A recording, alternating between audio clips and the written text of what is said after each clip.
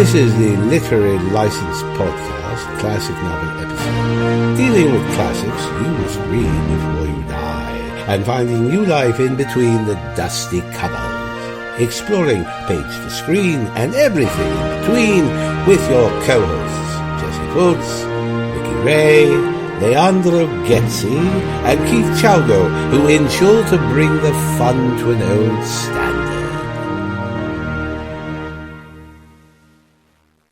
Hello, welcome to the Literary License Podcast, and it's our classic novels episode, and we'll be discussing Gulliver's Travels by Jonathan Swift and the film, The Three Worlds of Gulliver. And before we get started, let's find out who's with us. We have Vicky Ray. Hello, Vicky. Hi, everybody. And Leandro Gazzi. Hello. Hello, Leandro. everybody. How are you? And myself, Keith Chowgo. And before we get started, let's find out what we've been up to. Starting with you, Leandro. What have you been up to since last time we spoke to you? I have been carrying on with the allotment that I have. I'm now getting ready because soon I have to go back to work. And that's all. Reading. Work, because that's it. You're going back to work. Finally, that's all. Shielding is done in the UK. Everyone has to go back to work now. Yeah. All those people who've been sitting on their ass for a year getting paid have to go back to work, and they're complaining. So. Oh, yeah. Well, don't worry about it, because the United States, most people that are on unemployment don't want to go back to work. So, yeah. Well, we have 75% of our outpatients team have to go back to work on Tuesday, and they're coming back to work, and they're booking their holidays. And they can't go anywhere, so they're going to be doing the same thing they were doing before, because you can't go anywhere. So. Are you guys open? I know that you're opening, like, economically wise, but for travel, you're not opening till June, right? Yeah, not till June. I think that we're going to be in, lockdown's almost finished. I think we're doing it in 3 stages. June's the last stage where we're fully open. So people can travel from the States or wherever they're coming from. Yeah, they can travel, and we can travel to the States. So I don't think we can go to the EU because the EU is not very happy with us at the moment. So there's a little bit of a war going on there. Yeah, they'll get over it when you guys are making your own money and controlling your borders. Well, I think a lot of it has to do with the fact that our vaccination program is going very, very well, and the EU is failing miserably. And a lot of the EU countries are going back into lockdown. Germany, I saw that. I know Italy, France is. I saw that France is going back into lockdown. That sucks. Yeah.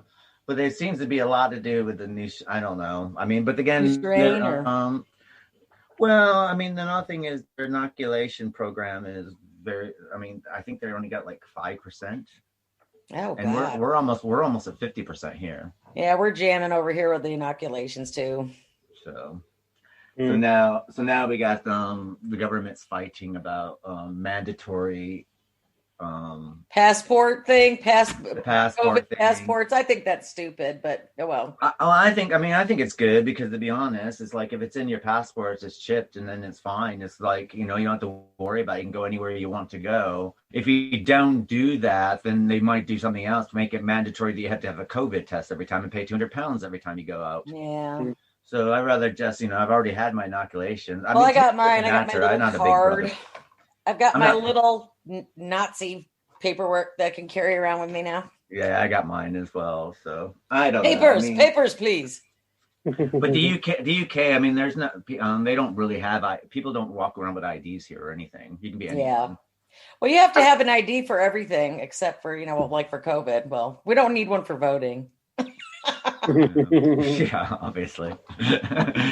So, Vix, what have you been up to? Not a lot. We've got lots of nationals. Asher does, but we did watch on HBO Max. Finally, got to see Godzilla, King Kong versus Godzilla. Totally loved it. It was kind of weird, some of it. I have to look up the ending because I knew what it was, but I'm not going to say because I don't want to give it away because a lot of people haven't seen it yet. But you could either take it one way or the other. How the two alpha monsters, end things. But it was really good. The CGI is fantastic. And the music is just hysterical. It's the 60s music, that they're playing in the beginning of it or at the end of it. But what else did I watch? I started watching The Irregulars. I think I need to get on Netflix. I need to get a couple more episodes in because I'm having a hard time getting into it. Yeah, me too. And I figured, you said it sounded like really good, but I'm not feeling it yet. Well, I mean, it's an artificial look of Victorian England. I mean, there wasn't that much diversity in Victorian England, was there? Well, you know what I mean. Well, what was that other show? Oh my God, it was with the Orlando Bloom. I was really loving it. Oh, they didn't put it back on yet, but there was, I can't remember the name of it. The one with the fairies. Yeah, I really liked that one. I was really feeling that, and they only put one season out. I don't know if they're going to do another season, but you know, they're just. But I wanted to watch it, and I just got to the point where I know who Sherlock and you know his buddy are, you know, Watson. But I mean, it's just not.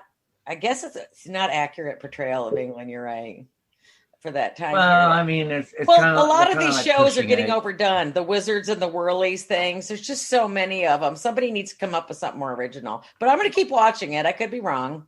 I also think that sometimes it gets a bit problematic when they're forcing a woke agenda into certain programs. Sometimes. Yeah, so maybe that's what it is. Because you're kind of watching it going, okay, well, I mean, this is not very Victorian, really. I mean, no, this is like, not at all. You're shoving an agenda into a. I mean, yeah, and I have to say the supernatural thing has kind of lost me a little bit. I was like, yeah, I want the first one with the guy who could talk to birds because he couldn't accept that his baby died at birth. It's like, okay. Yeah, what the fuck was that? I like that as well. Yeah. You know, but I've been waiting for more serial killer documentaries and more fun stuff like that. Now that they've got the new Jeffrey Dahmer one's supposed to be coming out with. Why do I forget this guy's name? Played in American Horror Story. The crazy kid. Evan Peters. Yes, he's going to be Jeffrey Dahmer, and I think he's just so enough weird to pull this one off. I can't wait for it to come out. I'm the only one always talking about serial killers. No one likes to sit next to me at the barbecues. Did you know that Henry Lee Lucas killed somebody 5 miles down the road? Which isn't a lie. Left her under the bridge down the road. But everybody's like going, well, that's fascinating, Vic. Pass the mustard. Well, you know what they all have in common?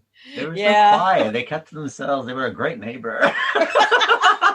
They were quiet, even though they had weird smells coming from the back of their house. Is that okay? What about you? What are you doing? So, well, me, I finished watching Flight Attendant, which was very, very good. With Kaylee Cuoco or whatever her name from Big Bang Theory. I know what you're talking about. Yeah, it was really good. I really enjoyed that. I'm watching Your Honor with Cranston there, the guy from Breaking Bad. Really good show as well. Cool. So I'm halfway through that and just been watching bits and bobs here and there. Watched a really interesting horror film on Netflix called Beneath. It was interesting. I started watching that. I'm only up to episode 3. Oh no, this is a movie. This is not. Oh, this isn't maybe something. What else did I? Oh, I'm thinking of the other one. Never mind. Yeah, you're right. I haven't. But I've been watching some fantastic documentaries though. There was a great Tina Turner documentary that was 2.5 hours. That was good. That was. I watched the one about Britney Spears. That was very good. I haven't seen it yet. And the one about, and then a 5-part documentary about Mia Farrow and Woody Allen. Not that they could get any weirder or bring out more of their personal life than they already have. Wow, I mean, the Woody Allen and his obsession with his daughter was a bit over. I was like, okay, so but that's like Geraldo Rivera. So they're trying to take up for not Mario Cuomo, but for Governor Cuomo in New York. He said he's old. He's so old school. I mean, people need to give him a break because, you know, he doesn't realize that he's overbearing when he's hitting on these women. It's like, Geraldo, shut up. Geraldo also slept with his 14-year-old stepdaughter back in the day. So Geraldo needs to shut up. Yeah. Well, you know, the thing is, though, I mean, when it comes to politicians, I mean, I think they're all a bit too old. Yeah, it's time to get some new blood in there. It is some new ideas. And both sides of the fence, new blood, geriatric blood. I mean, God, I mean, some of these people. I mean, you know, I mean, take it for what it will. I mean, let's take Joe Biden. Most people who are that age are not even able to legally drive a car, let alone run a country or walk up a flight of steps. The wind blew me over. Okay. So, but yeah. Anyway, I don't want to go too political with this, but I mean, we're gonna get in trouble for that one. Okay. Yeah, I mean, I don't know. It's just like a band of idiots are running the world. So Yep. And us poor little people just have powerless to do anything about it. and sit back and watch Watch the the world go to horror. crap. Watch the horror. Get a good seat to watch the horror.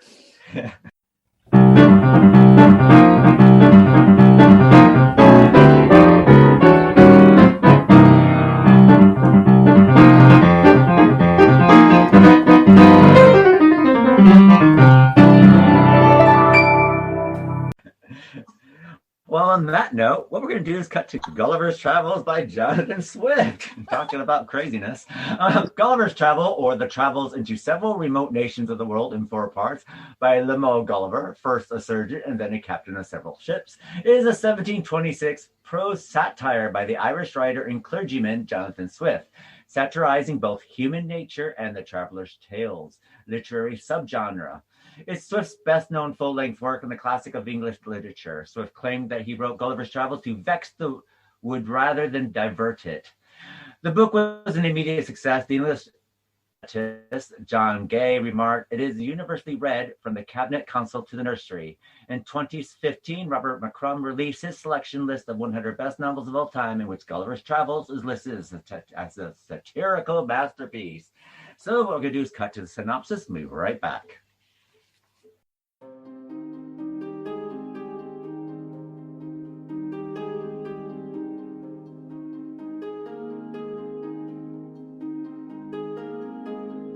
Gulliver's Travels by Jonathan Swift. Gulliver's Travels recounts the story of Lemuel Gulliver, a practical-minded Englishman trained as a surgeon who takes to the sea when his business fails.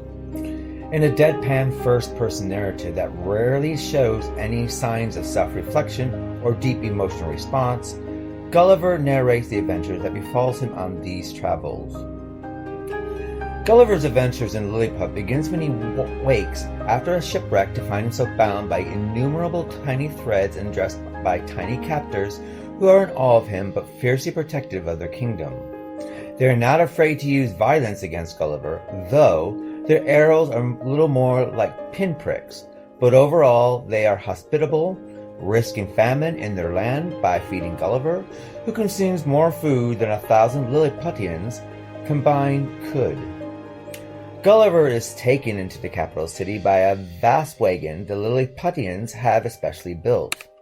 He's presented to the emperor, who is entertained by Gulliver, just as Gulliver is flattered by the attention of royalty.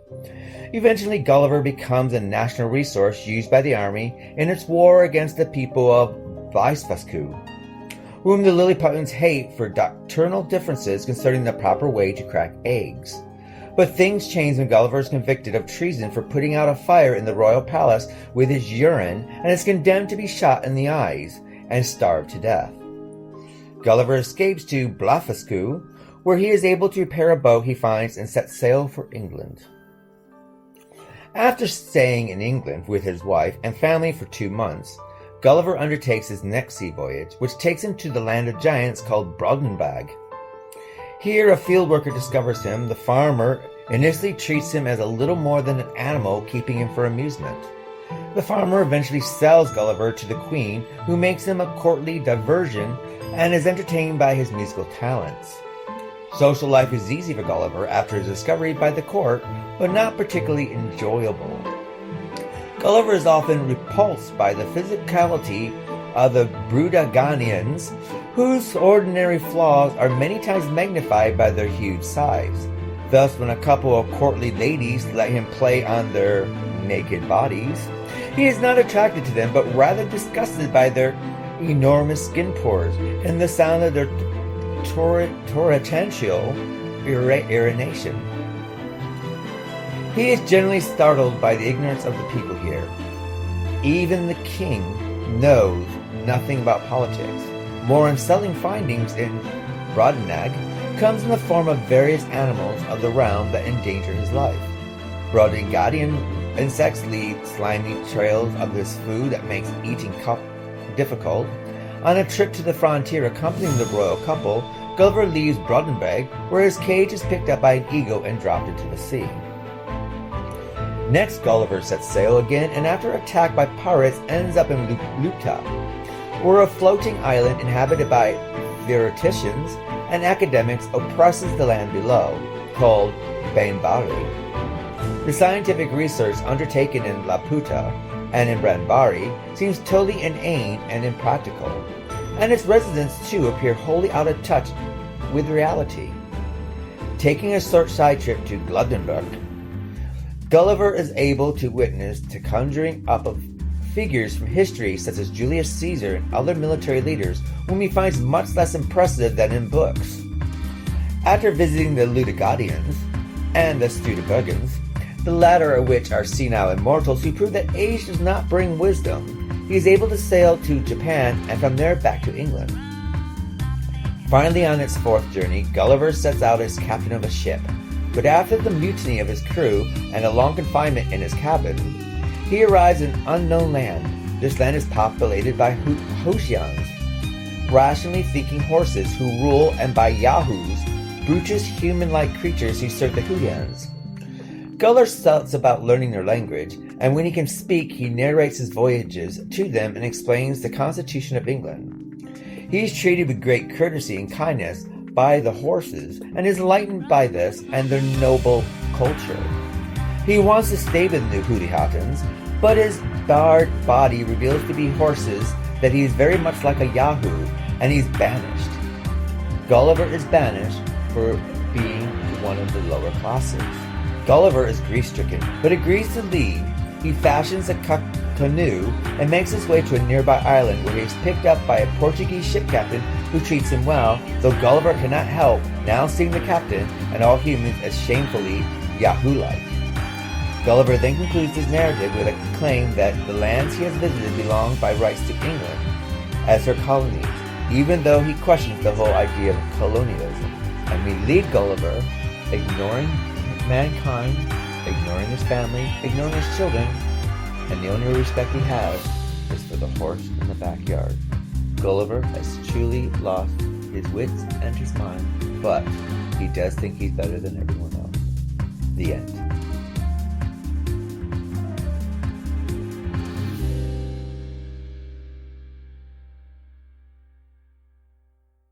Hello, welcome back to the Literature Legends Podcast. We're discussing Gulliver's Travels by Jonathan Swift. So, Leandro, what are your thoughts of Gulliver's Travels? Well, I really enjoyed this book. I started to read in 2012, then I have to stop reading it, and then I started reading again this time. I really enjoyed that. But it's a bit like, well, it's all fiction, right? But there's one point that there's like, it starts to work to a crazy words, right? The third one, I can't remember the Laputa, and after that one, it starts to get like more crazy and crazier. So it was really, in some parts, really funny. You know, like I'm 36, I have never written like parts that were so like, they're talking about, you know, shit and things like that. They're really, really, really crazy. No, I really enjoy it. The only thing that for me was, I'm finding a bit sometimes tedious, like, he gives so much detail and information that it's like tends to be a bit boring, right? Like he gets a little long-winded. Sorry? He gets a little long-winded here and there. Yeah. It's like, for example, he describes where is that island, and he gives you the degrees and so many details. I was like, well, come on, carry on with the story. No, I really enjoy it. Really, really cool adventure. What about yourself, Vix? I'm just beginning to think that all 18th century novelists, especially the ones that do traveling novelists, are a bunch of perverted reprobates.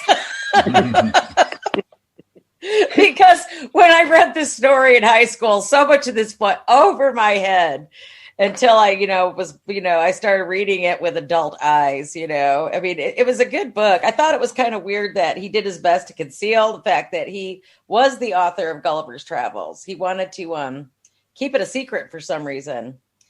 And he wanted to make it like it was real. I think I think so. Well, it was a fake. They said it was a delicious fake that was published in 1726. But he had half the book dropped off in secret to an intermediary at a publisher called Benjamin Mott. with an accompanying letter signed by Gulliver's supposed cousin, Richard Simpson, to make it sound like it was real, and offered Mott the whole of the travels in return for £200, which at that time was a lot of money.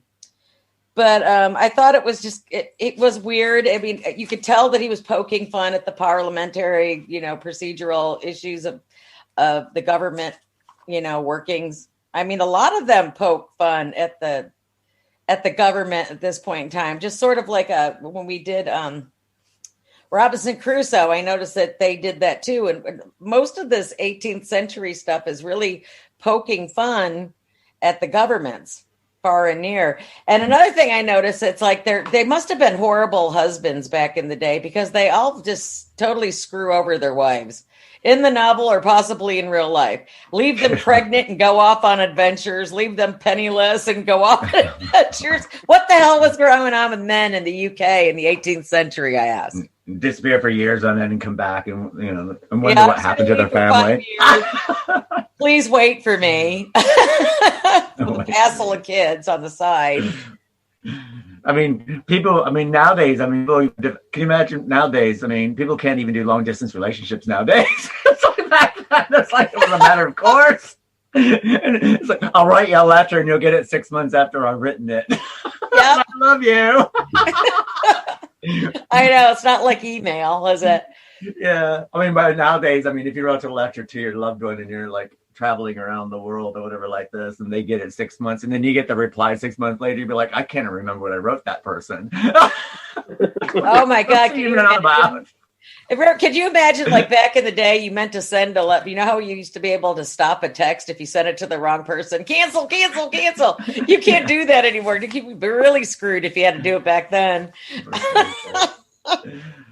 I think another thing that's quite interesting, considering that our love for Robinson Crusoe last month, this is like a piss take of Robinson Crusoe, which is quite fun. But it's quite weird, because I think there was stuff like, what was it? The Count of Monte Cristo said it gave birth to the modern novel. Right. But I have to say that the way this is written, I found this very easy to read, outside of the made up words. I found this a lot easier to read than some of these other things that like started the modern novel. I still can't say the horse name. Can you guys say the horse name? No. How do you say that? To me, sometimes reading these kind of things, they're kind of fantasy fiction or whatever like that. I think they just do what J.R.R. Tolkien used to do, just like put a bunch of letters together. Yeah. There we go. I know, that's the first thing that came to mind was Lord of the Rings, because he did the same thing with those big long names, But we did get. What I found was kind of interesting about this, I didn't know that this is where we got the term Yahoo. Yeah. It's like everybody calls everybody in Texas a Yahoo. Now I know exactly what they're talking about. It comes from this. We're all Yahoos. Yeah. And Neanderthals. But ignorant imbecile people who are all inbred. I know. For me, that English is not my main language. I found it like words written in a different way. I imagine maybe because it's all English, but also I don't know if it happened in the same book that you have at home, but appear underneath in some pages like a letter and a number with an asterisk. Doesn't go to reference to any like index or anything. I don't know. And have like alphabetical order. No idea. Did you find that too? I think that's just called artistic license to make it seem like it's a. I think the way it is written, like this is supposed to happen. Okay. I guess the best thing to do is probably divide this up into its parts. Now I thought like part one. To be honest, from learning from Robinson Crusoe and from this, if I ever get onto a ship and any person's name Robinson Crusoe or Gulliver's on there, I'm getting off, because you know that you're not going to get to where you're going. But the first book, basically part one is about the voyage to Lilliput, and I like the Lilliput segment of it a lot. I did like the Lilliput segment. When we got into the giant segment, I was getting more traumatized. Yeah. But I thought it was quite interesting. It's just like, he's like the giant in this land, and the thing is, and okay, we all know the story of Gulliver and the Lilliputs anyway. That's kind of like, you know, you've seen it in so many versions, and you know, that's the one. This is the part of the book that everyone knows, right? But when you read the book, it does answer your questions that you know, when you're a kid, you start thinking about like, what happens when he has to go to the bathroom, right? And then you find out like, you know, all these horsemen and everything have to like clear this stuff up, like, you know, like an army has to clear this up. And then we also get like the fire that happens in the princess's place, and he has to pee it out. But then the thing is like, and what I quite like about this is that you can let your mind travel with this if you want to, and like paint the picture per se. And can you imagine like you are, you know, 6 inches tall, and this, you know, 18, you know, story man comes towards you with his penis pointing at you. I really like that. There was one part that he goes to an island, and then there is some old magician people, and then he starts to meet, like, for example, people from the past, and put it together. Yeah, and they're not as great they're not as great as they were portrayed to be. What about when the Lilliputians were standing underneath him and they were admiring how big his nutsack was? Yeah. It's just like, yeah, okay. I mean, can you imagine though? You're in your house at the moment, right? There's a little bit of a stove fire going on, right? And all of a sudden, this great big 18 comes through the window and pees all over it. I mean, it's got, and I mean, and apparently the princess is like covered, and you're just thinking like it's be like a great big fire hose coming off of that much pressure going. But that's what's quite funny about this segment of the book, because you're kind of reading it and you're like, and then it's like it's answering these questions, but it's alluding to what the picture is. But then when you start thinking about it, it's like, God, that's quite disgusting. Really, the whole thing's quite disgusting. It's gonna smell bad eventually too. Yeah. But, a thing for his excrement all through this. I mean, what is the deal with excrement? It's like a theme. You know, I know. In this book, it is. I mean, well, I found that really interesting, being a book that is like really old, and for that time, I imagine that talking about these subjects, it was like even like writing it down, so you imagine the thing going on in your head is like, whoa, and I was like, really cool. And this was written by a bloody clergyman. Well, it does say he was after shock factor because, you know, he thought that the way things were run back then, the puritanical and, you know, and the hypocrisy of everything. That's why he was writing it like this, because he didn't agree. And, you know, you got that with Robinson Crusoe and a little bit with the Count of Monte Cristo as well. I mean, it was all satirical and, you know, and made fun of the government at that time. I mean, I wouldn't have a problem with this in my government right now if they made a story like this about the United States. I mean, it fits in. This kind of translates into every century. I mean, who's going to fight over what end of the egg you crack it on? It makes about that much sense, some of the stuff that's going on. Yeah, I mean, the thing is, I mean, we got that here. I mean, with Britain and the EU at the moment, they're fighting over really stupid crap. It's like tit for tat at the moment. I was like, kidding. Okay, right? Really? Like, you're spending all your money on this sort of thing? But I mean, that was quite interesting. And then when he decides that he wants to make, you know, peace with them, and of course it doesn't work, so he gets exiled. And then what we do is we end up with, you know, he gets home. Then he goes, oh, that was so successful, I'm going to go out again. His poor wife's like, oh, dear Lord. Just like, oh, just stay home with me, Gulliver. No, you stay with the kids. I'll get you knocked up again. So that we have another kid. Did you notice there was such a dislike to stay in their home countries? Some of these books, there's just a disdain, maybe. I'm going to use the word. Well, you have to remember that at this time, I mean, they were royalty ruled as well. Kings and queens ran you. They weren't political officials that were running. No, the monarchy was like, well, you had the parliament. Well, yeah, you had the parliament, but you were only as good as the breeding ground of your royal families. Come on, I'm not even going to get into that. We all know how bad that is. Well, if you think like it's like imagine at those times there were like people discovering all the world, different places, and they were trying maybe to escape to living under the pressure of a king. And then imagine this one, and he every time he traveled, he found in a kingdom, right, and described different like ways of dealing with the society. I found it like that interesting, like in a way, kind of he's like criticizing a bit and trying to like setting in that society that he arrives. Didn't Gulliver seem to you like Goldilocks? He was going to all these different countries, and he's like, this bed's too soft, this one's too firm, this one's too hard. He could not find, and then he finally ended up with that, could not say that word. If you guys could say the horse word, it's like I can't maybe drink a couple shots of tequila, and then I'll be able to get it out. But he really was fixated with them, and they're the ones that sent him home because they thought he was a Yahoo. He wasn't good enough to be part of their society. Well, I mean, I have to say, Gulliver, I think he's quite an annoying person, really. He's very annoying. Because from June 1702 to 3rd of June, when he sets out and he goes to the voyage of Broadendag, the giant land. Yeah, that's the giants, correct? And the thing is that his crew people just left them there because they couldn't deal with it any longer. So they ran out. They saw the giants. We don't need a doctor this bad. They just took off. It's like, hell with this. We're leaving.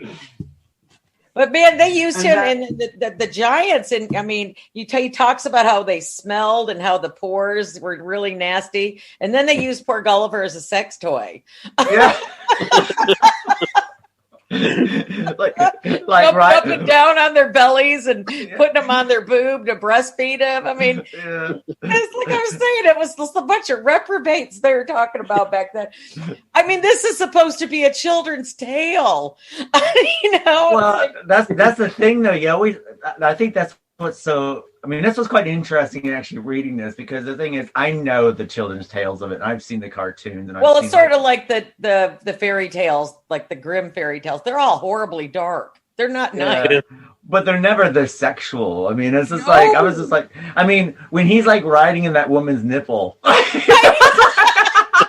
like, I know. Isn't that a picture you want to go home and think about, if you're going to be by yourself? They're like they were talking an analogy. It's like, well, people back then would take this kind of picture where he's like riding on her nipple and go home and masturbate to it. Just like, that is just a bad visual for me, honestly. You know what I thought was quite interesting, because you have the Lilliput where he's the giant, and then you have the Lilliputians, and now he's the Lilliputians and the giants, and the way the thing is he views Lilliputian. Oh, they think of me, I look so great, I look so great, and here's this tall person. Right. Now he's a small person. Now he's very critical of these tall people, because you can see their pores, you can see all their imperfections, because everything's magnified. So microscopic, so magnified, yeah. But he still doesn't understand that basically the Lilliputans probably thought the same of him. He doesn't get it. It's just like, because you're kind of reading this going, okay. Exactly. And then you have the little girl who's taking care of him. I mean. Oh, wait. We got to pronounce her name. I know I can do it. What was her name? Glumdalclitch. Glumdalclitch?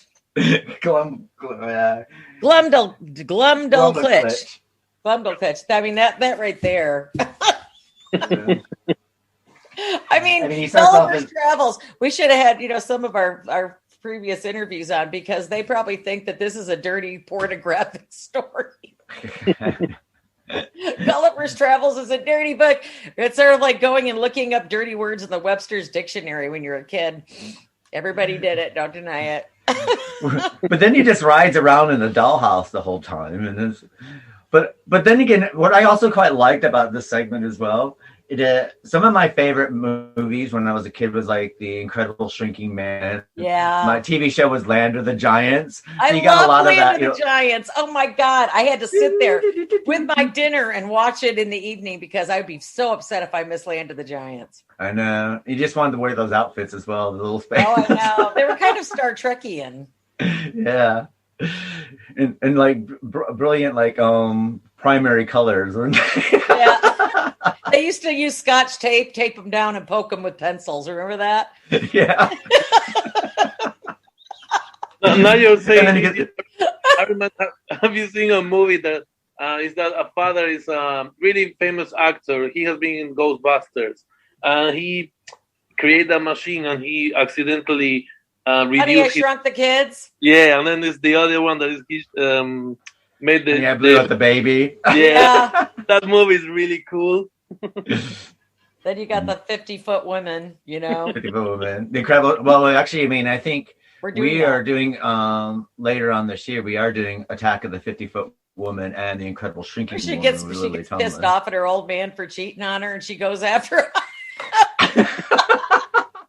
I can't wait to watch that one again. And then, I mean, and what I also liked is like the mice coming after him, the rats, and then like the big hornets. I know he has to fight off the big hornet, and didn't some bird carry him away? Well, a monkey first. He gets carried away by a big monkey. The monkey. The monkey carries him off in his little house. Yeah.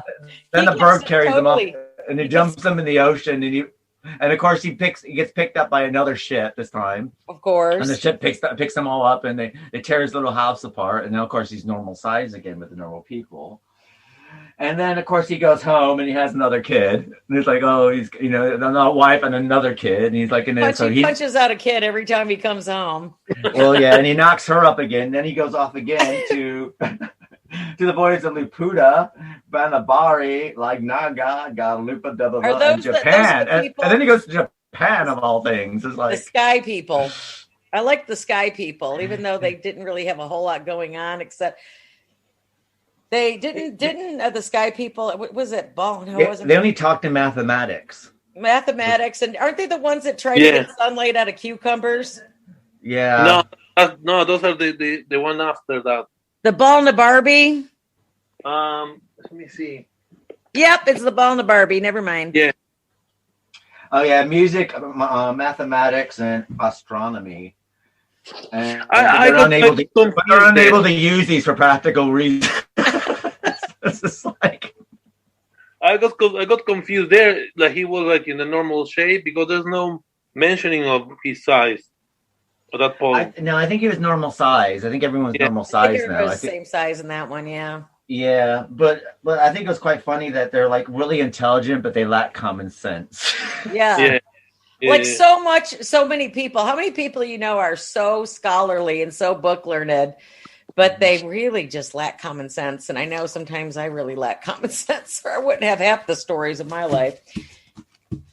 Well, I think sometimes we tend to think that because someone is a professor or mathematician is more intelligent than any of all the rest. That maybe they're really intelligent. Like we think they're really intelligent because they do something that is maybe complicated, but then in real life they don't know how to sort out simple things. Because my grandmother always said that what God gives you in one hand, He takes away in another. Exactly. And I think that basically, normally, if you're very, very intelligent, you lack common sense. If you have a lot of common sense, you might lack educational intelligence, I guess is what we call it. So, well, that's true. We know people, we've all known people that just a PhD this, PhD that. But they're not practical, yeah. They're not practical, nor do they have common sense. Can they change a tire? No. Well, I mean, I work for an organization that there's common sense is totally out the window. Then you're all educated people. Yeah. Well, I mean, another thing that's quite interesting in this story is it's like a satire of bureaucracy. And I always tell, in England is the king of bureaucracy. Everything is so much bureaucracy in this country. And I tell people, like when I'm filling out their forms and stuff like this, I always said, I go, England didn't go to other worlds and massacre them with sword and guns. They drowned them in paperwork. Like everything's just so bureaucratic. It's just like, really? It's like, why am I asking you all these questions? Why do I have to? It's like, especially after COVID, is like we'd have this like questionnaire. So the day before we have to contact the patient, go asking these series of questions. And then when they arrive, they go through the same questions all over again on another piece of paper. So I can one up you on that one. I went to the doctor yesterday morning and I have to update my paperwork every month or every 6 months to a year to go here. And that's all normal. But they gave me several options to say what I was as far as my sexual preference. And I'm going, what the fuck is this? You know, this is the first time I've seen it. They gave me 7 choices. I don't need 7 choices, you know, to tell you. I don't fill it out. I always write none of your business on mine. That's what I put non-applicable. It's like, today I'm identifying as an avocado. Yeah. Well, another thing is like, we do the staff survey over here. And it's like, it's just long-winded survey that we have to do every 6 months. I hate those. And the thing is, and they say it's confidential, right? But by the time that you put your gender, your sexuality, your pay scale on it, by the time you put your ethnicity, they pretty much know who you are. It's confidential. And the thing is, it's confidential, but they know. But if you don't fill it out, they send you an email going, "You forgot to fill this out." Really? Really? So much for privacy. Precisely. But when he gets to Japan, how did he throw Japan in here? Do you guys wonder why after all these places, like he goes to the, how did you even say that? The land of Glub, what is that? Lugnug. No one's going to be listening to this one to get their stories in for college. Glubnub, something or other. I can't say it. But I mean, he ends up in Japan after all this. Okay, it's called there's one part of the Glub Dub Drib and Lubba-dub-dub or Lubba-dub-dub. Yeah, that's where he meets all the Aristotle and all the play. Now, see, that part I liked because he got to meet Caesar and Aristotle and Plato. But you know what? He kind of tied into this that I noticed because I used to take a lot of philosophy classes. Not that it made me any brighter in my old age, but he does. There's a lot of allegory in this and there is a lot of people, communism, socialism opposed to this, like when we were doing the time machine, kind of the same analogies are being drawn, I think, when I was reading this. And there's a lot of Plato's allegory of the cave in here, if you read any of it, and how the children are being raised or how they're doing this and how they're doing that. But I did draw that line. I thought that was interesting that they threw that in there. But Japan kind of came out of left field. After all these exotic places, Japan. Not that Japan is not exotic, but I wonder why he just threw that in there, where he meets the Japanese emperor. Well, you know what I think it is. Then he finally goes to Amsterdam, and then eventually he goes home. But I think what it is like in this segment of the book, as I said before, we do the people who are devoted to arts and music, mathematician and astronomy, but don't know how to use them, and then we go into the next land, which is Barnabari, which is basically a satire about bureaucracy and everything like that, and then he goes to Lagardo, which basically is about researching ridiculous schemes about how to do something. It's sunlight with that. I mean, where did he get sunlight and cucumbers? That one kind of cracked me up a little bit. But I guess you can look at it. But what's quite interesting about all these lands in this segment of the book are stuff that we're still dealing with today, sort of thing. And then they come back with the excrement again. They're trying to make food out of excrement.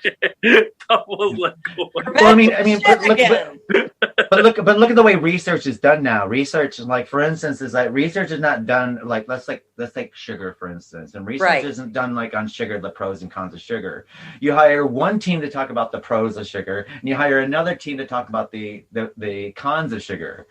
Then the cons will sit there and release their report like sugar is bad for you, blah da da da da. Then 2 weeks later, the pros do it, and it's like it contradicts everything about the cons do. And I thought that was quite interesting to have that. This is what's happening in. It was an intellectual part of the book. It really was. You put down all the, when you make your A list and your B list. A, why should I do this? B, why should I not do this? And that's what I got out of that as well. And then when he goes to Glub-a-Dub-Dub-Drib or whatever it's called. Glub-a-Dub-Dub. We'll just stick with Glub-a-Dub-Dub. Then we get the ancient philosophy versus the modern philosophy, which I thought was very, very good. And then we got Lugnug, and we're basically is the people who are just immortal. But they don't stay beautiful. They age and they're old and ugly. So yeah, they just stay old. They stay at the age of 80. It's like, can you imagine just staying at the age of 80? Yeah, aren't you considered dead at the age of 80 with this? Yeah. It's pretty much like that today, really. I mean, but I mean, they're still alive. They just have aged, but they are never going to be a young 80 ever again as being immortal. You know. But I think that brings on an interesting query because people said they want to live forever, but you can live forever if you want to. And I sit there and say that you do get to live forever. That doesn't mean you get eternal youth. You can live to be 100, 120, 200. But this means you're going to be looking that old. So I quite like that. But I think the reason, which then when he brings it to Japan, now I've been to Japan and I sit there and say that it is like being in another world altogether. The whole idea, their ideas, the way they operate, the way that they live their life and everything like that is very, very foreign than any other place that you'll go within the world sort of thing. So I think that's probably why Japan's in there. My friends told me that when they went there, it was two different worlds. You had the old world of Japan and you had the new, modern, technological Japan. I've never been there, but I've had two people tell me, and one of my professors told me he would just remember, he was a tall man, and he just remembers a sea of dark heads as he was walking through Japan, you know. But he said there's the archaeological world of Japan, and then you've got the high-tech Japan. So you do have, you know, people... I guess they're surprised apparently when they go there for the first time. Well, there's the high-tech version of it is like walking onto the set of Blade Runner. Right. Literally. Yeah, I could see that. And I mean, you know, there is that movie that was up for an Oscar called Lost in Translation about two Americans in Japan feeling so out of sorts with everything. And, you know, it's an interesting, you know, it is an interesting culture and stuff like this. And it's just so far removed from our culture. And understand, even when you watch Japanese films or anything like that, and just pick up a little bit of it, it's so very, very odd. Even the Godzilla movies, when you think of the old Godzilla movies and stuff like that, they still have that feel. You know, it's a totally different world. It's not American. Yeah. Yeah, it's a whole different ideology, the way that you're raised and how you look at life and the way. Well, they are kind of ahead educationally. You know, they strive more than a lot of other cultures to educate their people. You got to hand them that. And they kind of work like at a hive mentality. It's all about, you know, everything's good for. Did you ever see that movie with Michael Keaton and also the Japanese guy that plays in that movie of Molly Ringwald, 16 Candles. He's the donger need food. Remember him? Yeah. And he plays in it was a movie about how they're making cars, but the Japanese buy the plant in Detroit, and the Americans cannot work with the Japanese. Eventually, they have to learn how to work together. What the heck was that? It was a great movie. It really was. It was totally underrated. But it shows the class of the cultures and how they worked because they are perfectionists. And then you have your typical blue-collar Detroit car maker.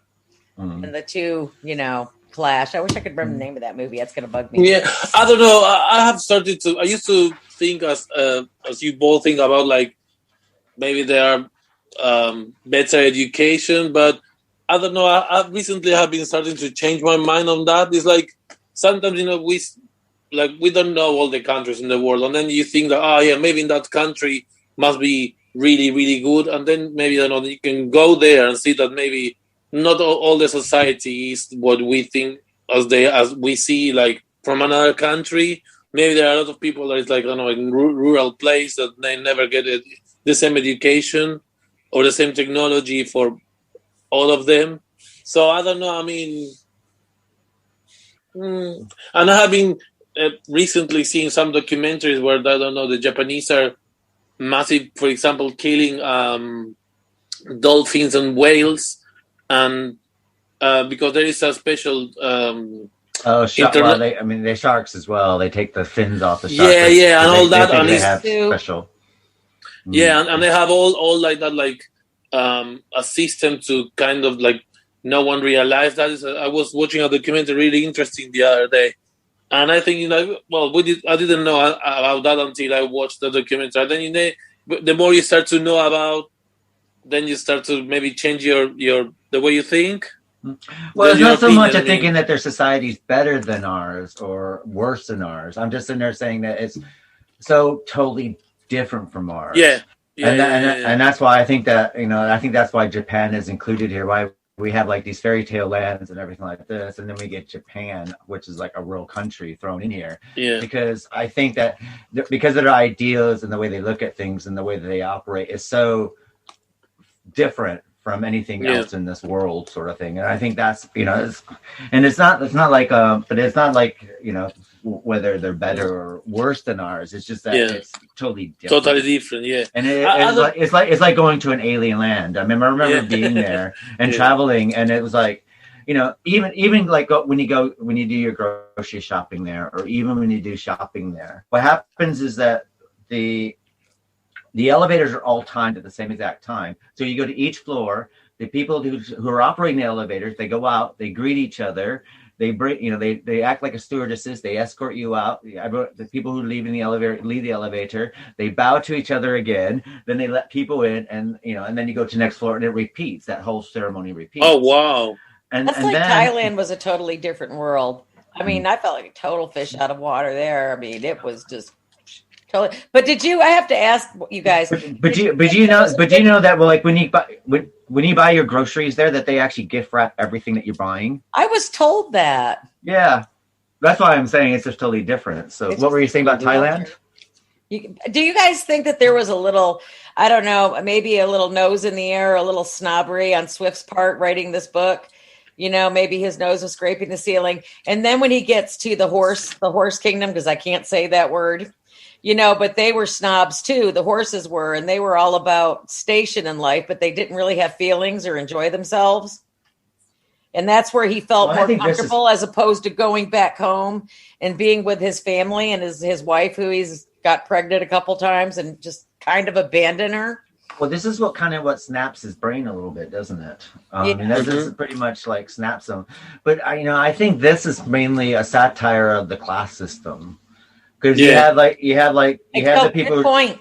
You have all the people doing the work and stuff like that, which are lower classes. Then you have the hierarchs that basically are all kind of snooty. And you have to remember that Joan Rivers used to tell a joke that when she met the Queen, she goes, the Queen talks like fum, fum, fum, fum, fum, fum, fum, fum, fum, fum. I said fum, fum, fum, fum, fum, fum, fum. Last thing I knew, she invited me to dinner. Don't know what I said to her. And it's kind of like that, because at that time the aristocracy would have a way of talking that the common man couldn't understand what the hell they were saying. Right. But then the aristocracy were running everything, and they thought they were far superior to the yahoos, I guess. And so I think there's probably a satire on that sort of thing. And John, and I think that's where you get Gulliver. He didn't want to go home, though. He wants to reach to this level because he doesn't want to be thought of as the lower classes. He wants to, and I guess horses, and he wants to be with his horses. He doesn't want to be with humans when he gets back to England after he goes to Amsterdam. But he ends up becoming what's that word I'm looking for? Pretentious. Very pretentious. It's like like when you have like old money and then you have new money, and then new money tries to proceed to old money, and so new money becomes very, very pretentious. Where old money is not as pretentious as new money. So it's just like, it's like going to like when you watch that TV show Cribs, and you see like these people who like gain their money, like these actors and stuff, and they have all this new money, and then they decorate their house. You're like, really? But then you get old money, and it's kind of like new money is always pretentious as well. So I guess that's why I look at Gulliver as being just very pretentious. Maybe. And he wants to be considered like, oh, I don't want to be considered them because I'm better than they are. And so when he goes home, and basically he thinks he's better than his family. He thinks he's better than everybody, and that's the problem. And so he's going to be out in the horse, because his mind's kind of warped now, that he just thinks that he's better than everybody. Because he was happiest with the horses. He was disgusted with pretty much everybody else, as you noticed. But I think it's also because I think the horses, the land of the horses are hulahanas or whatever they're called. Hunahana, we'll stick with that. Benihana. But I think basically it's because that this is the first land where they actually look down on him. Yeah, that's true. Yeah. So he had to earn his wealth with them, and he had to work hard to make. Well, they sent him home.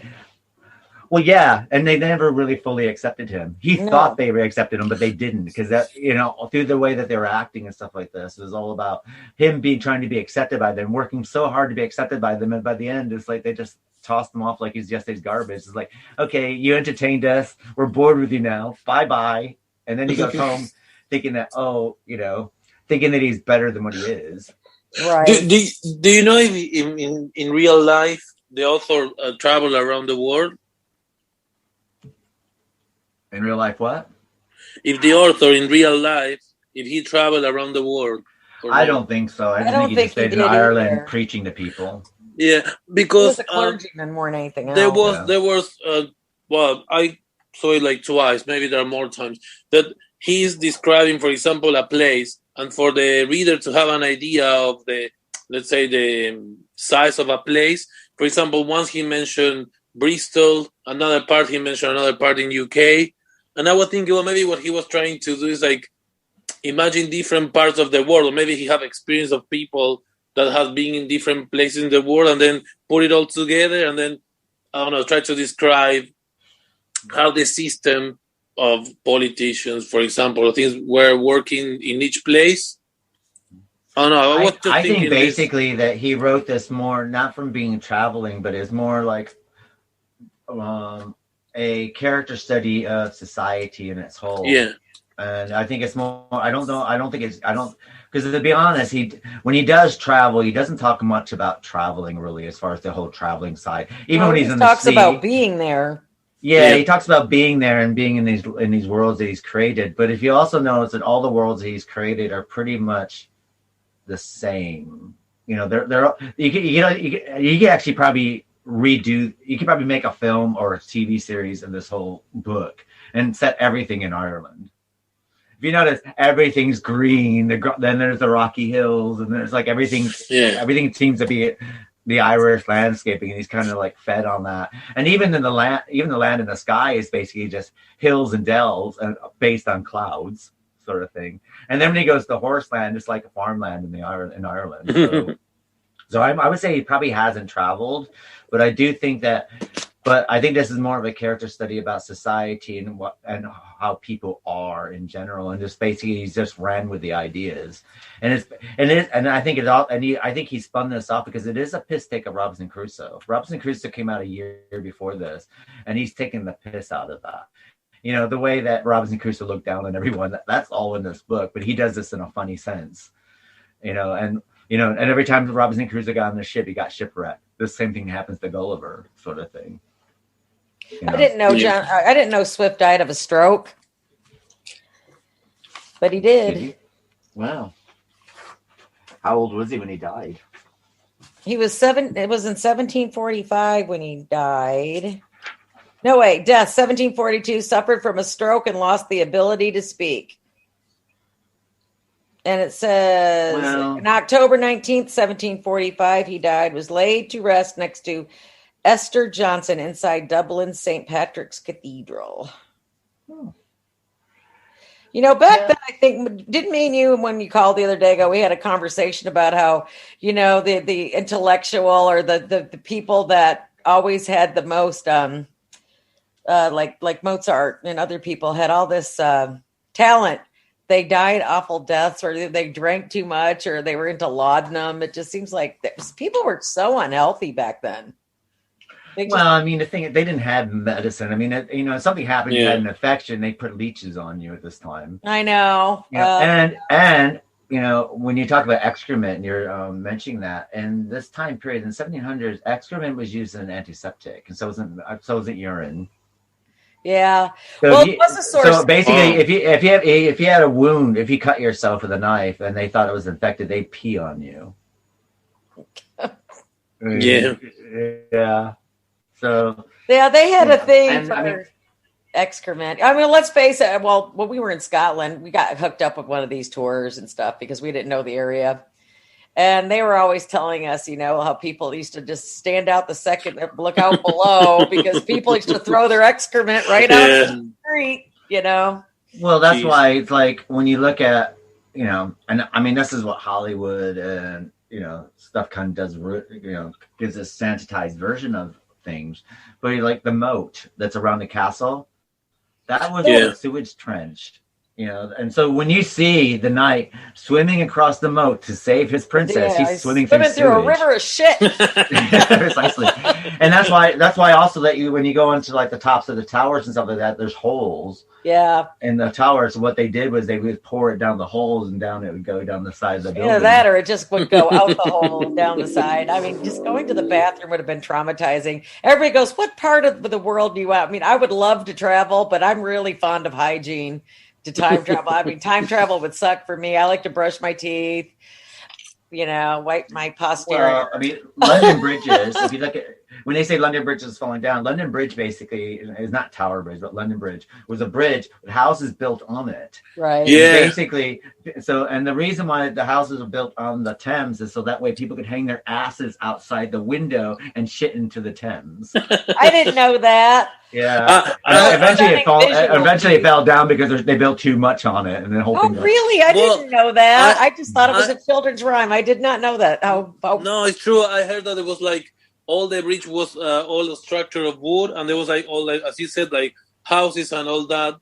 And I read somewhere that said like, the emblem of UK is a lion, because there used to be a lion in that bridge. And then in one year, I don't remember when, the thing set all in fire because it was all wood. Well, 1600s, the London fire. I think everybody had a great fire at some point, like Chicago, Mrs. O'Leary's cow kicked the lantern over. Yeah, well, you can't be a major city unless you've had a major fire. So. Yeah, San Francisco had a major fire. I'm trying to think. Earthquake. An earthquake as well. That pretty much knocked them down senseless. Yeah, talk about infrastructure issues. What did you think of misogyny? That this book is now considered to be quite misogynistic.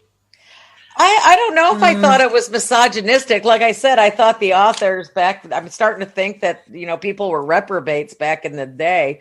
But the only thing I really find misogynistic about it is the fact that they would abandon their wives pregnant and go off to adventures, but even that's not really misogynistic. That's just being a selfish asshole. I think. Well, I don't know. I mean, at that time in history, like there were like, if a woman wasn't like going out for adventures or things like that, if there were maybe just a really small minorities that maybe nobody knew.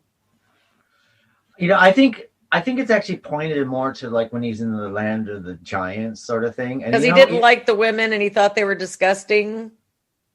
I think there's that. And I also think it's the way that they kind of used him, riding around the nipples and feeding him and stuff like that. Well, that was kind of weird. but at the same time, though, don't you think that, and, I thought of him that they actually thought him like a pet. Like, like when you have a cat or a dog, and the thing is that you kind of just disrobe in front of them when you go in the shower or stuff like this. And, if you're with someone and something happens, you're feeling a bit frisky with your other love, you don't kick.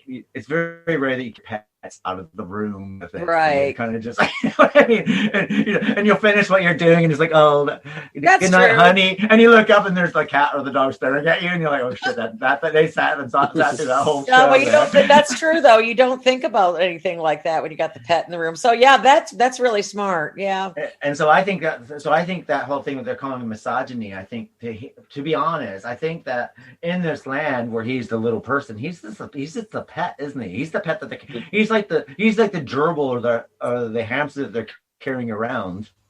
He can talk. But he was living in a little bird cage.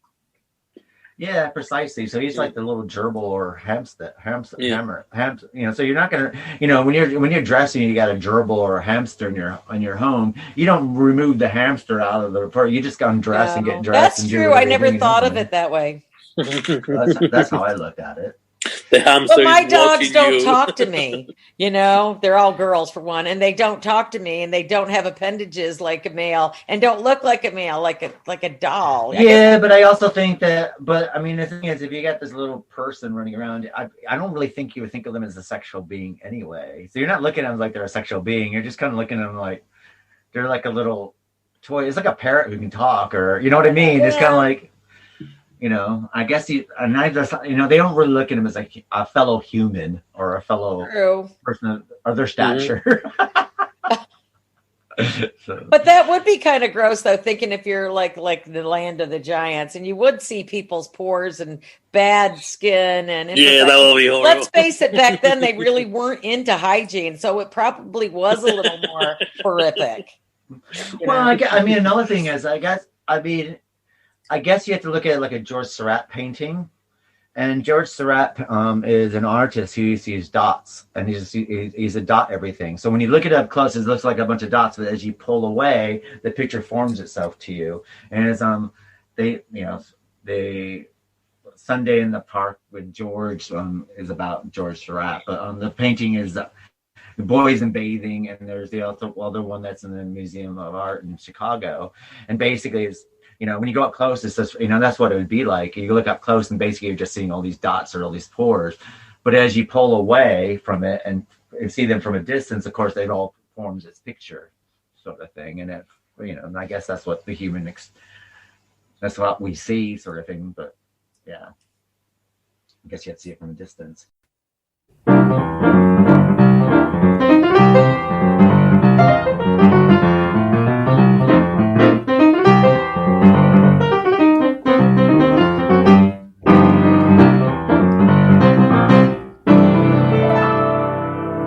So before we go on to the Three Worlds of Gulliver, let's give our final thoughts of the book. So Vix, what's your final thoughts of this book? I think 18th century Britain was full of reprobates now. I actually thought it was an interesting novel. Like I said, I read it with an older pair of eyes, and I think I might have had the IHC abridged edition because I don't remember so much sexual connotation in the one I read in 9th grade.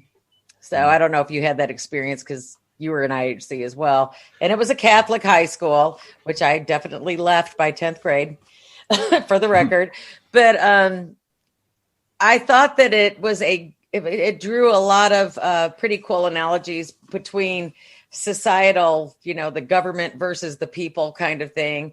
And I didn't think of the caste system before, as Keith brought up, but it does kind of portray a caste system as well.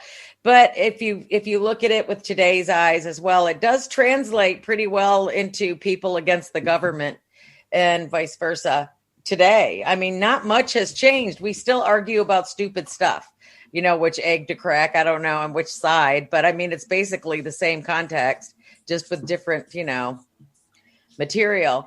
But I thought that it was a really great read. I loved it. I still love it. I thought sometimes it was hard for comprehension wise to keep in my little brain. But, you get around it once you start talking with people about it. And then, a lot of the story tends to present itself as you have a conversation. So, yeah, I suggest it. I thought it was a really good read. What about yourself, Leandro?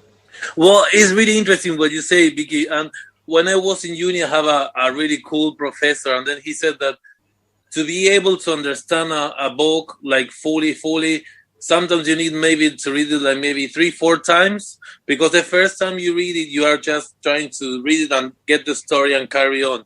And the second time, as you know the story, you're paying attention to other details that the first time you didn't pay attention because you were just carrying on with the main story. And that's really like crazy when comparing what you said when you read that when you were, let's say, 10, and now you are different. Maybe your attention just is wider than before. I mean, and when you have to read a book for school, it's like you have like a pressure that you need to read it because I don't know, maybe you have an exam and you're not maybe paying so much attention. I really enjoyed this book, and it's more than Robinson Crusoe. As you say, Vic, is really interesting about that thing about politics. I remember there was one part that country that they have a magnet where the king was able to turn it forward, sideways, and when they say when someone was not behaving like okay, he was tilting it, so everything was collapsing on them, and it could even destroy completely. And then there was another country, I can't remember the name, that was kind of underneath. So every time that they were doing something, the people underneath was suffering. So yeah, I definitely think that they have like a bit of political connotation over there. I really enjoyed it. I would recommend it to read it. Really interesting, cool. And myself, I actually really enjoyed this. I found it really quite easy to get into. It was. Towards the end, once we get into Horseland, that kind of got to be a bit more difficult. We actually had to push myself through that side of it. I liked it, but I had to push myself. Where the first, everything from that point to the horse people, I found a very easy read. I was like really into it, and then the final quarter of it, I found it was a little bit more hard going to read for some reason. And then the epilogue kind of went on a bit too long for me. It's like, okay, we'll get over. Come on, he's back home now. Okay, yeah, we understand. He's ostracizing everyone, but himself and the horse. But overall, I thought it was quite interesting, and I thought that it translated very well. I thought it was an easy read as well. I thought it was well written. There wasn't a lot of Count of Monte Cristo had a lot of flourishing writing in it and stuff like this, and this has a little bit of that, but it wasn't overdone like Robinson Crusoe or something like this. And I had to sit there and say that even though this was a longer book than Robinson Crusoe, I found this a lot easier to get through than Robinson Crusoe myself. But Robinson Crusoe, I struggled. I'm sorry. This one was more entertaining because it kind of took you into, it wasn't the same thing over and over and over again, stuck on the same island. There was at least some adventure to it and some distance, and there was different things to explore. That's why I liked it. And Gulliver wasn't an asshole. Gulliver was an asshole. Gulliver was like an wide-eyed, naive idiot, but he wasn't an asshole who, and the thing is, he doesn't find himself overly superior until we get to Horseland, and then he becomes overly superior, and that's when I found that the story kind of takes a turn. So when he gets back home, he thinks he's far superior than everyone. So but the whole book, basically, you're dealing with this guy, and he's seeing everything with wide-eyed optimism, and he's looking at everything, and he's enjoying everything, and even when things horrible happen to him, he's not like, you never get the sense of him being better than everyone else. He's different from everyone else, and he understands that. And then when he gets to Horseland, then he becomes an asshole. and so I think that's probably the last quarter of it. You're kind of stuck with this man who's like egotistical and a bit of an idiot now. Do you think that reflects on Jonathan Swift at all? Do you think that's where his mentality? I think that reflects on the Robinson Crusoe. I think, because I've said before, you got to remember that this is a piss take of Robinson Crusoe. Yeah, we did. Robinson Crusoe was like the best-selling book the year before that, and then he comes out with this, so it kind of does outsell Robinson Crusoe. Well, it outsell. It was a big hit. Yeah. Everybody wanted it. But it was a total piss take of the whole thing, and I think that the part of it, I think what happened was he started writing it. Robinson Crusoe came out, so when he got to this part, I think that he's like, I'm going to take a stab at I'm going to poke fun at Robinson Crusoe, because to be honest, the whole narrative of Robinson Crusoe is about a man who's so egotistical, he's really hard to deal with all the way through, and we only get that in the last quarter of this book, But overall, I really liked the book. I was quite surprised that I actually liked it so much. And I was quite surprised at how different the book is from anything I've ever seen of this book, or, made in films.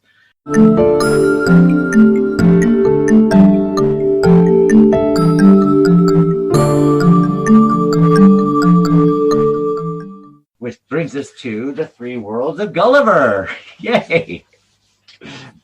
Now, The Three Worlds of Gulliver is a 1960 Eastman Color Columbia Picture fantasy film loosely based upon the 1726 Irish novel Gulliver's Travels by Jonathan Swift.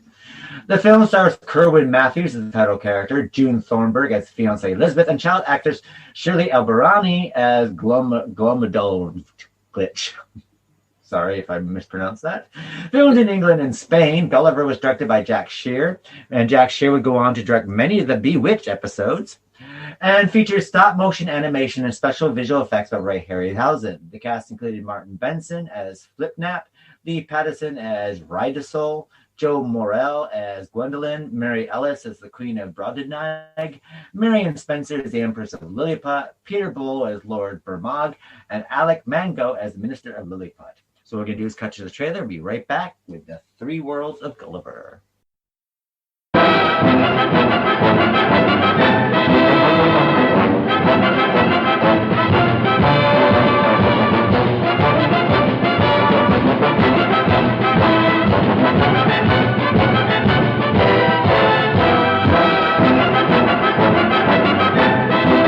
Here is a world of dynamic magic as Jonathan Swift's immortal entertainment comes to life in the screen recreation of the book, whose savage commentary on life and society shook the world.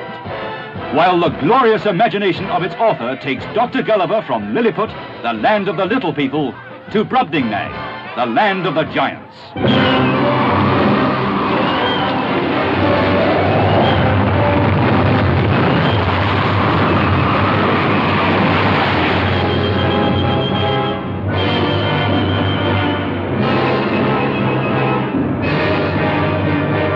I'm Dr. Lemuel Gulliver. Where am I? He's alive! He's alive!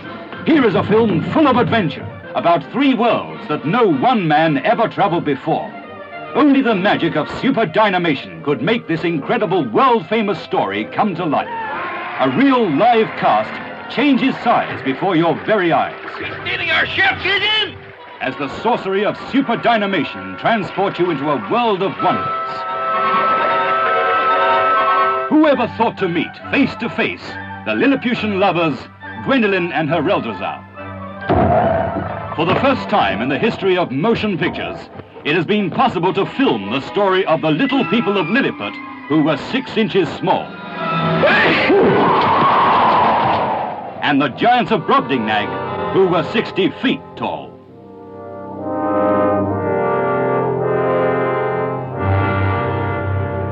Whoever thought to see the love-lorn Elizabeth in the land of the giants?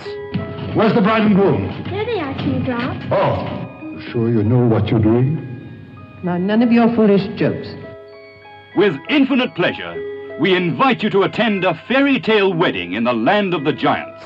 I pronounce you man and wife by the authority vested in me by me. Help us! In scenes defying the imagination, we meet the giant child, Glundleclitch. Glundleclitch! Here I am! Whose pigtail becomes a lifeline out of a squirrel's burrow. See Gulliver pitted in mortal combat with a giant alligator. Sail with Gulliver into 1,001 adventures. Real danger, real fun, real people. Only the miracle of super dynamation could make this possible.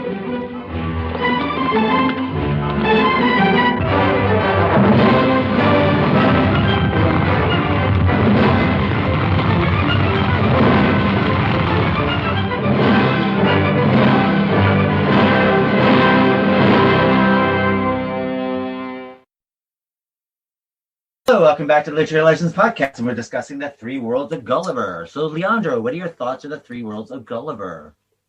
I really enjoyed this movie. I didn't know how at that time we're going to do this movie with the visual effects, and it was really interesting to see how they sort it out, like pointing the camera like low angle, pointing him like from an angle that he looks really big. And it was really funny when they were like all the people in the beach, running around his hat. And my favorite part is when they were all like standing like kind of like a piece of grass, and then his sneezes, and other people like blew over. Yeah, no, I really enjoyed it. It was a cool movie. And about yourself, Vix? Well, I've never seen this one. I was not expecting the stop animation like the clay, or were those the dolls? What were those, dolls, or was it's like stop animation. I mean, I guess the new Nightmare Before Christmas is stop motion, or Jason and the Argonauts and Clash of the Titans and Seven Voyages. I thought it was kind of cool. All... I like that. I thought they did a good job with what they had in 1960. With the how they made Gulliver look bigger, and I liked how they switched some of the stuff to make it more PG rated or G rated. Like he spits wine all over, to put out the fire as opposed to peeing on it. and then they want to kill him and put out his eyes. And it's, I mean, they go through they kind of like pick up the lighter moments of each voyage, but they didn't ever, and then they put the woman that he's in love with, she jumps on the boat, what do you call it, stowaway, so she can be with him. And that I thought was different. And they're like Ken and Barbie, aren't they? You know? Yeah. I mean, it's the love story that they kind of injected into both of these lands. And all of a sudden they have to get married because they want to fool around, and they wake up the king, you know, so that they can get married. And then you just go through all this other horrendous stuff. I mean, as a fair representation of the book, not really, but I did enjoy it. I mean, I have to sit there and say it has that same excitement that a Ray Harryhausen film has for me. Like, you know, I said before, like Jason the Argonauts, Clash of the Titans. I love all that stop motion animation and dynamics and, you know, all those kind of special effects that they had at this time. So, and that's what I quite enjoy about this movie. As far as the storyline itself, I mean, we do have, you know, we have Gulliver and his wife, and then she stows away. So you kind of broken away in the book there.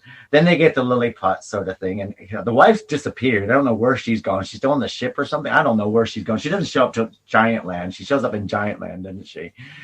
I don't know where she is in the Lilliput. The wife's nowhere to be seen. And then we get like the story of the McCoy, the Hatfields and the McCoys, don't we? But these two kingdoms, and then you get this Romeo and Juliet storyline like placed in the middle of this sort of thing. So it's like, but you know, and then when we get the Land of the Giants, it's like, you know, that was interesting as well, because then you got everything in reverse. So you got Kerwin Allen doing the Land of the Giants situation where he's one of the little people. So you get that all in reverse. And so as far as the film is concerned, I think I enjoyed the film as a representation of the book. It was very loosely based on the book. But then again, back then, I mean, I would like to see what they could come up with CGI now, if they would do a Gulliver's now, because you could really do it now. You know, well, they did do a mini series of it with Ted Danson as Gulliver. That's right. I don't remember last time. And they do, and I have to sit there and say the problem with Gulliver, I find, is that you don't really get all the lands. You always get Lilliput. Lilliput's done all the time, and then this one we do get the giant one, because I think the other Gulliver's Travels that we were going to cover, I think only deals with Lilliput. I don't think we get him going to the Giant Land, the cartoon version. That's what we're going to cover. We did this one because he actually goes to another. We get two worlds instead. I don't know why they call it the three worlds of Gulliver. I guess the England. First world is his life, and then second is and then the third one's Giant Land. Well, you could already tell he wanted. I don't blame him for wanting to get on a journey, because she wants to hog tie him to this dump with not manageable arid land. So, I mean, what's there to look forward to on that? Oh, we don't need anything else. And then she gets to these other points where she's in the dollhouse. Well, we don't have a mortgage. We could stay here forever and live in the lap of luxury. Only if you kowtow to the giants. So, I mean, being the grass is not always greener on the other side of the fence. You know, you go out looking for it, but maybe you should have stayed home the whole time. But, you know, the grass didn't look that much greener when she wanted him to move in that house that was falling apart. Yeah. I like what they were saying about the ending, though. You know, about the bad qualities of the pettiness of the Lilliput and the ignorance of the giants being inside the experience. So I quite like that there's this, that they were able to carry the novel through there. But yeah, I mean, it does have a lesson. The love stories are a bit, and the love, and the love story. I mean, the love story was kind of odd as well, as far as like the Lilliput love story. Yeah. It was kind of weird. I don't know if they really. Well, I mean, and he wants to be a prime minister by tight roping. Yeah. Yeah, I mean, I mean, they really did try to improvise with it. I think they could have stuck to the novel a little more, though, in the production. Yeah, I do think. I mean, but I do. Looking at the production of this, it started off to be like a TV. This is going to be a TV movie for NBC, and I realized NBC said, "Oh, this is going to be too expensive." Universal took it over, so I think it's almost. I think this is supposed to be like a family-friendly TV movie that actually got to, the studio went in and goes, okay, we'll make this, and then they kind of updated a little bit. But I think we're kind of left with like a very G-rated, family-friendly film sort of thing. Yeah. And it's more, I think it's sold more on the spectacle of the film than the actual story. So it's all about the special effects and the world they go into and that stuff. That's what makes the film exciting. Because if you take the special effects out of it and you're left with the script, I think it'd be quite a boring script, really. I like it was really funny that part that he's fighting against, I don't know, it was like kind of like a lizard or a crocodile. Yeah, I think it. Yeah, when he's fighting the crocodile or lizard. Oh thing. my God! Yeah, the stop motion. Yeah, it figures he makes him fight a crocodile. Yeah. I mean, I didn't they were kind of cruel, the giants were, because if you didn't play chess like them or be like them or agree with them, which is the way a lot of people are right now, which is why my circle is really small. It just goes to show if you don't do what other people want, they're going to throw you to the crocodiles.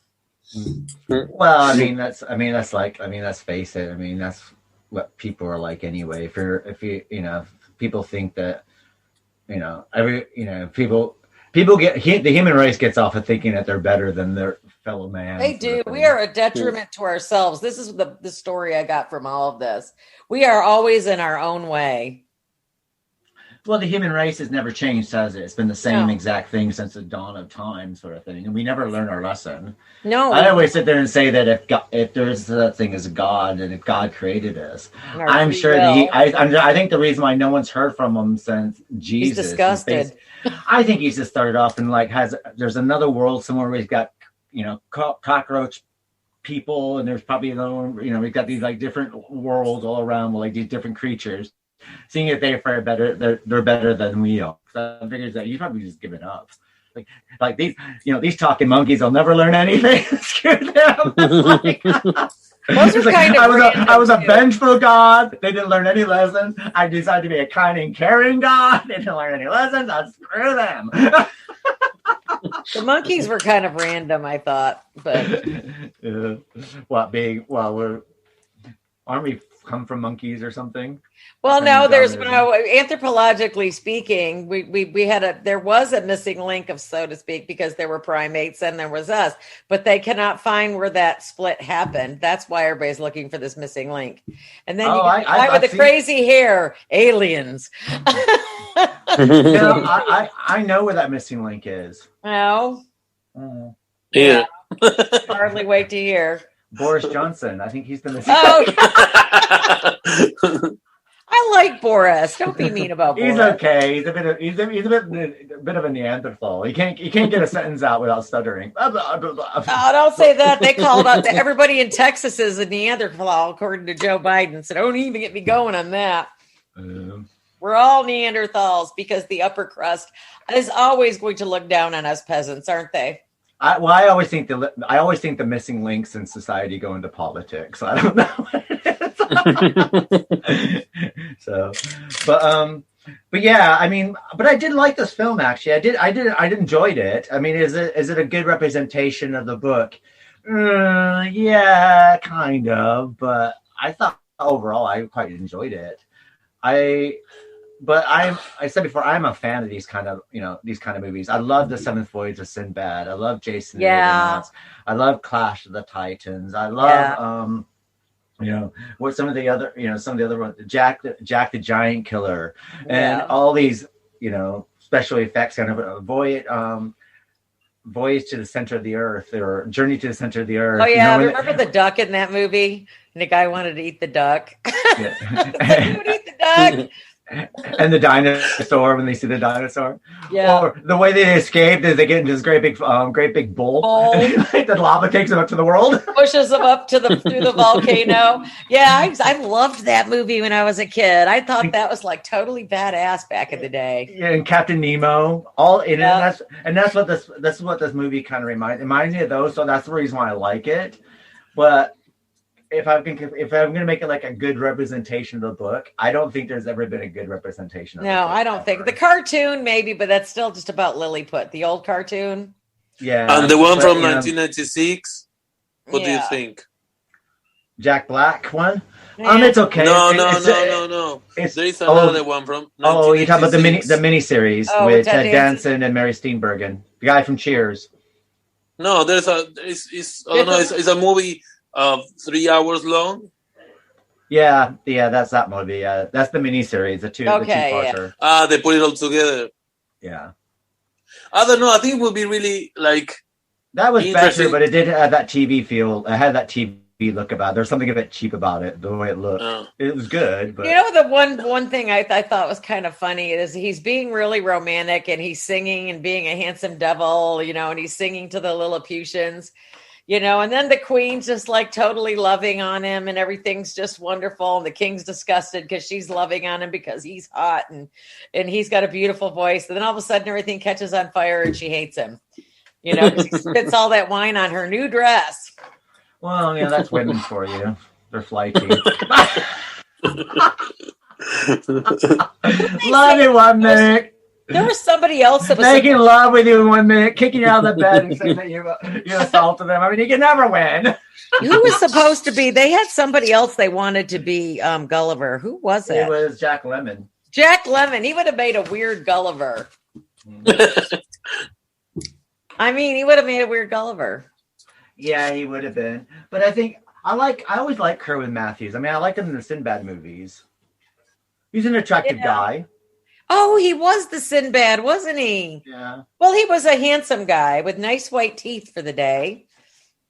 Yeah, very well manicured hands. Because did you notice that? That's the first thing I noticed. I bet you they manicured him. I bet you they manicured him every day during filming. I guarantee you that they did. And I mean, he's quite a nice looking chap. The women are kind of. I have to say that. I think what this movie lacks, though, which is I think the money all went into the special effects, which is fine. But it would have been nice to have like some more cast members that were recognizable. You know what I mean? Throw someone richer from in there, or some character actors like Hermione Gingold or someone like that. But other than that, though, I think it's an okay film, though. I would suggest it for a Sunday afternoon, sitting around with people just to watch it. I think it's one of those rainy day Sunday movies I would definitely turn on. Yeah. It was one of those. Like when you roll out of bed, you're having a cup of tea and you're not fully awake yet. Or you're not fully awake, or it's like doing bong hits with Jesus, and I'm going to turn on Gulliver's Travels. I was like, I can be Gulliver now. But I mean, it's not up there with Academy Award-winning Oscar nomination kind of stuff, but it was good. Yeah, I think it's good. I mean, if I was going to compare it to the other Harryhausen films, this ilk, it wouldn't be my favorite of his, but I thought it was enjoyable. Yeah, I enjoyed it. I stayed awake for it. That's something. I was thinking, imagine how crazy it would be if one director will grab this movie and make it like really accurate to the book, to the part where there's all studying shit and all that. It will be like... right. It should be like an R-rated movie, wouldn't it? Will be really bizarre. Gulliver's Travels starring Viggo Mortensen. Oh my God, yeah. Oh, yeah. That was kind of weird. Somebody I was talking to about, how they made the what do you call it? The Lord of the Rings. The other ones, but the Hobbit and the short guys and the dwarves and everything. And someone came up to me and says, "I just have a hard time with being attracted to a dwarf because some of the dwarfs are hot." And it's like, it's true, because some of them are really handsome, but they're tall guys in real life, and they made them really itty bitty people in the Hobbit series. How did they do it? I mean, by computer, but with the dragons, the original, they actually incorporated most of Tolstoy's Hobbit in these three movies, because they don't really do that in the first movies, like Lord of the Rings and stuff. They totally skip the Hobbit, really, comparatively. Well, I was going to say that. Look at Peter Dinklage in Game of Thrones. I know. He's kind of attractive in a weird way. He's trapped. Yeah, he drinks and he knows things. Yeah. That's for sure. I love him in that. He's just absolutely fantastic in Game of Thrones. You don't even think of him as a little person because he's got a commanding performance. Because I mean, he's so sure of himself in that performance. That's why I love him in that. I mean, it doesn't matter if he's got all the babes too. My sister Kim has a phobia over little people. Little people. I don't. And I think they're wonderful. So what? I got a couple friends who are little people. So I mean, but my sister, because she has this thing, is that sometimes when she's picking me up from the airport, I'll take my shoes off and I'll stand on my knees and I'll put my hands in and I'll wave at her and come at her, and she gets really freaked out. What about the little bitchy girl in Total Recall? She's a badass. Yeah, I love her. but some people have like a phobia of them. It's kind of bizarre. Really. Well, I remember when I was little, there was one in a 3-piece suit. I shouldn't say one. There was a human being in a 3-piece suit. It was the first time I'd ever saw a small person, and that was in Watertown. And he was going to work, and little kids are going to stare. Sorry, we're just rude little butt heads when we're kids. And I didn't understand because I maybe was 3 or 4 years old, but I remembered that person. And, that was the first time I ever saw it. You just didn't see that too much back in homogeneous Watertown. So. Yeah. Well, I mean, my friend Marilyn, she's a little person. And I sit there and say, when we go out to lunch and stuff, and I mean, she carries on with her life and stuff like this. Is no problem. But I find it very strange that all anyone does is stare all the time. Every time we go out, you would think that just because somebody's different, you gotta keep it. Okay, yes, I'm gonna glance at the person who is different or is missing a limb or something, but then you gotta have something to kick in that's called courtesy and compassion. Well, I think the thing is though, she's so used to it. I don't think that she notices it because it's been her whole life, sort of thing. But when you're right. And the thing is like you never think about. I never think about that, but when I do go out, we go out before COVID, we used to go to lunch about once or twice a month, but I've said every time we go out to lunch and we're like walking down the street and you feel it all the time, and I always think to myself like, God, this is like her life. This is part of it doesn't bother her because this is her existence with everyone. I imagine you would have to turn off the whatever that part of your brain where everybody's staring at you because you are a little person. But I mean, with advent of social media and stuff, little people aren't that they're not that sparse. There's a whole bunch of people who are small. So they have their own reality TV programs as well. So fascinating show. Actually, I like watching it. I like watching those people shows. I like the couple. That's fantastic. I have never met any person that is like short, like I don't know how to call it. Yeah, short people. But have you ever seen a movie called The Big Fish? Yeah, I've heard of it, but I don't think I've seen it. Well, there is an actor there that plays a role that is a really kind of like a giant, right? But I didn't know. But then this man in real life is like that. He's like 2 meters and something tall. He was so tall that I think it was maybe like 40 years old, but he had to wear a walking stick. I don't know if he's still alive. But I don't know. That was really interesting because then you were seeing in the set, right? That I thought when I watched the movie, I thought, oh, maybe it's like, visual effect, but no, he was a real person that tall. He's I can't remember his name. Real tall people don't actually live that long. Did you know that? Well, I don't. Yeah, I don't. There are not so many like really tall people. People who are like about 7 foot or taller don't tend to live that long because of it's just like their heart gives out or something. It's kind of bizarre. Yeah. Well, my sister is a doctor, and she was studying. I used to like kind of read the book she was studying, and it's like people that are like short.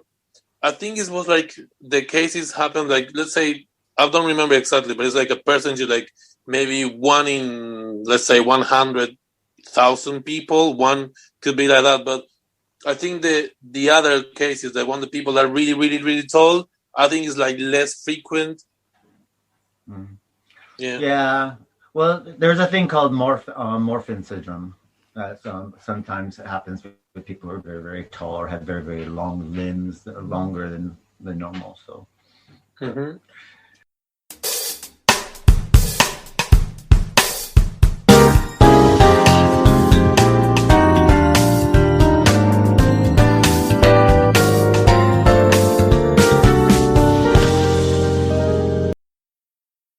So I guess that brings us to the end of the Gulliver's Travels. Is there anything you want to add before we say goodbye, Vix? No, I think everybody should read Gulliver's Travels with adult eyes because a lot of this stuff went way over my head when I was a kid.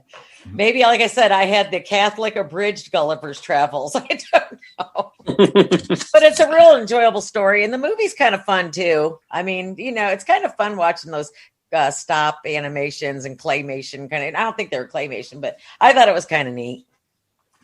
What about yourself, Leandro? Your final thoughts? Definitely it's a story to read, and also the movie is really cool. Yeah, I would recommend it. And myself, I really like the book a lot. I'm glad I actually read it. I've never read it, so I'm actually glad I read it. I really enjoyed the book. It was required reading in IHC. How come you didn't have required reading in ninth grade? I was only there for 3 months before they kicked me out. So they wouldn't kick me out. I tried. Hit a nun. Trust me, they'll kick you out. But then as far as the movie is concerned, I like the movie. It's enjoyable. It's just fun. Is it a good representation of the book? Not really. No. But I have to sit there and say that it does exactly what it does. It's a nice, fun little family. It is a fun tale for children. There's some fun special effects. They just didn't have the fun parts from the book. That's all. There wasn't a large penis coming after you through the window. That's what needed. They could do a pornography version of Gulliver. The pornography was pornography. They took all the Gulliver porn out of the movie. Stay tuned for Gulliver's Humping. I bet you the 3 hour pornographic version of Gulliver's Somewhere out there, someone has made a Gulliver's Travels, and I'm going to find it. Yeah, it probably is, actually. Well, that brings us to the end of Literary License Podcast. Next week, we'll be covering Bewitched, and our 2-for-1 is Night of the Living Dead and Return of the Living Dead, and of course Dark Shadows and Soap will be following us on the backs of those. What we will be doing is next month we'll be doing The Picture of Dorian Gray. I can't wait for that with Oscar Wilde, which is a nice short novel for us to read and get into before we get into the summer. And that's pretty much all we have time for. So it's good night for myself and good night, Vix. Good night, everybody. Happy Easter. Good night, Leandro. Good night, happy Easter. And have a happy and safe Easter, and we'll see you next week with Bewitched. A song from the sea. Sometimes you get out on the sea and in the middle of the night, you can't see your hand in front of your face. There's a way to navigate, though, by the stars. I never learned. But I always loved the sea and stuff about the sea. Seahorses, seashells, C-, stuff about the sea. Sometimes I sing this song, I think to myself, this isn't, you recognize. Sometimes I think this song isn't about the sea at all. This song is about just trying to get someplace, get out of it, get out of whatever. Just get away. Well, I'm leaving my family. I'm leaving all my friends. My body's at home, but my heart's in the wind. And the clouds are like headlines upon a new front page sky. My tears are salt water, the moon's full and high. And I know Joe Conrad would be proud of me. Many before me been called by the sea to be up in the crow's nest, singing brass saying, shiver me timbers, let's all sail away.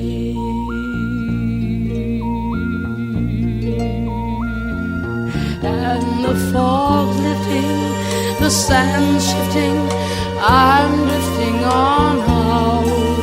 Oh, Captain Ahab got nothing on me. Swallow me, don't follow me, I'm traveling alone. The water's my daughter, I skip like a stone.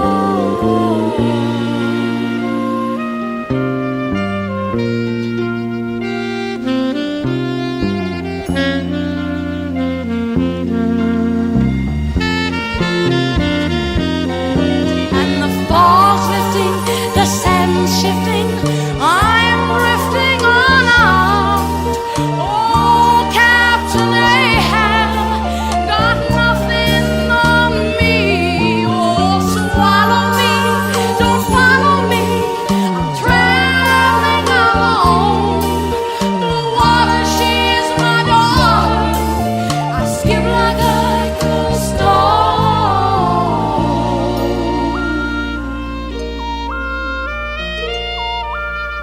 Won't you please call my family, tell them not to cry. My goodbyes are written by the moon in the sky. Say, nobody knows me, I got no reason to stay. Shiver me timbers, I'm sailing away.